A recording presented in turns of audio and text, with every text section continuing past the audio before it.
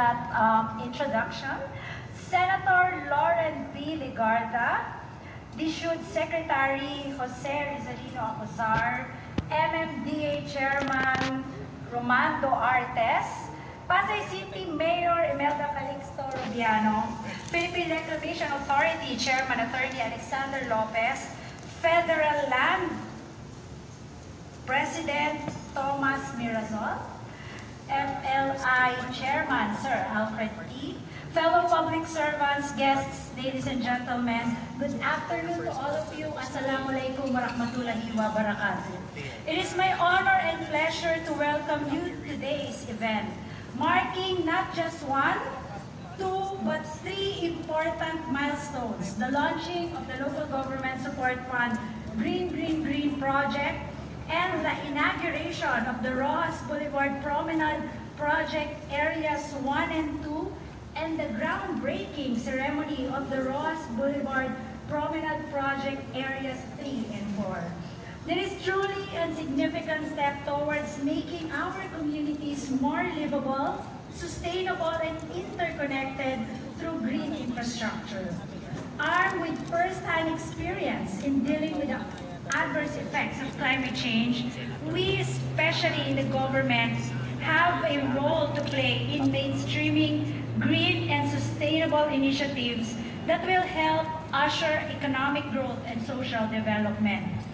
Masaya rin po ako na makakasama ngayong araw ang aking former boss, a staunch advocate of climate change and environmental awareness, the gorgeous, of course, Senator Lauren Legarda. Sa kanya po ako mas lalong natutong mahalin ang ating kapaligiran at pangalagaan ito. Until now, I still carry with me her influence and inspiration as we implement and monitor climate change actions, particularly on the expenditure side. The Green Green Green program, initially referred to as Local Government Support Fund Assistance to Cities, aims to develop public open spaces in different cities across the country.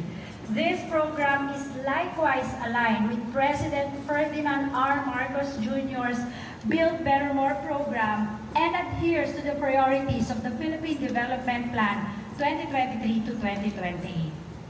Under the special provision of the program in fiscal year 2024 national budget, a total of 1 billion pesos has been allocated for the Green Green Green program of 80 beneficiary local government units nationwide, composed of 38 cities and municipalities in Luzon, 17 of which are in National Capital Region, 21 in Visayas, and 21 in Mindanao. The fund shall be used to fund the construction, rehabilitation, repair, and improvement of green open spaces such as public and municipal parks and plazas. It shall also fund the construction of infrastructure projects for active mobility such as bicycle lanes, elevated and at-grade pedestrian footpaths, walkways, sports facilities, and recreational trails to provide a comfortable and livable environment for our Filipino people. Hence, we will make sure that all projects to be funded under the 2024 Green Green Green program shall strictly conform to acceptable design concepts, environmental principles, and safety requirements. Furthermore, the beneficiary LGUs are strongly encouraged to prioritize the use of domestically produced materials and goods in implementing their projects to support local economy and industries. Hindi lang po natin mapapaganda ang kapaligiran at infrastruktura, kung hindi ay magagawa din nating igsan ang masamang epekto ng climate change, tulad ng malubhang init, polusyon at pagbaha.